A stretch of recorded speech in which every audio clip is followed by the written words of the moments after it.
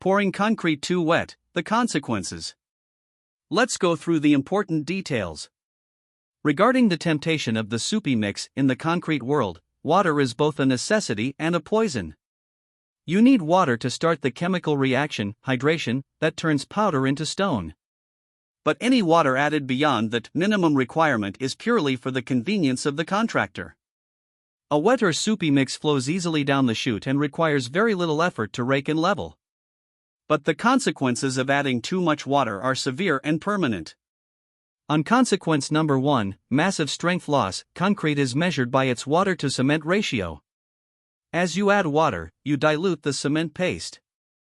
Think of it like adding water to glue. The more you add, the weaker the bond. Adding just 1 gallon of extra water to a cubic yard of concrete can reduce its strength by 200 to 300 psi. If a contractor adds 10 gallons of water to make a 3000 psi mix easier to work with, they have effectively downgraded your driveway to a 2000 psi mix, which is not strong enough to support a vehicle. Moving to consequence number 2, high shrinkage and cracking. Water takes up space. When you pour a wet slab, all that extra water eventually has to leave. As the water evaporates, the concrete shrinks to fill the voids where the water used to be. This shrinkage creates internal tension that snaps the concrete. This is why wet pours almost always result in random, spiderweb cracks within the first 48 hours. Next, consequence number 3, dusting and scaling surfaces. When concrete is too wet, the heavy aggregates, rocks, sink to the bottom, and the light materials, water and fine sand, rise to the top.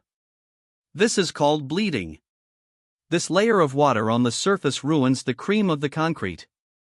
Once the slab dries, the top 1/16 of an inch will be extremely weak and will eventually turn into a fine white powder, dusting, or peel off in sheets, scaling.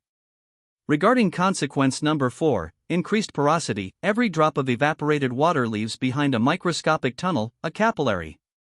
These tunnels make the concrete like a sponge. In the winter, salt and water soak into these tunnels, freeze, and explode. A wet pour is significantly more likely to suffer from freeze-thaw damage than a stiff pour. For more information or to request a free estimate, visit localconcretecontractor.com.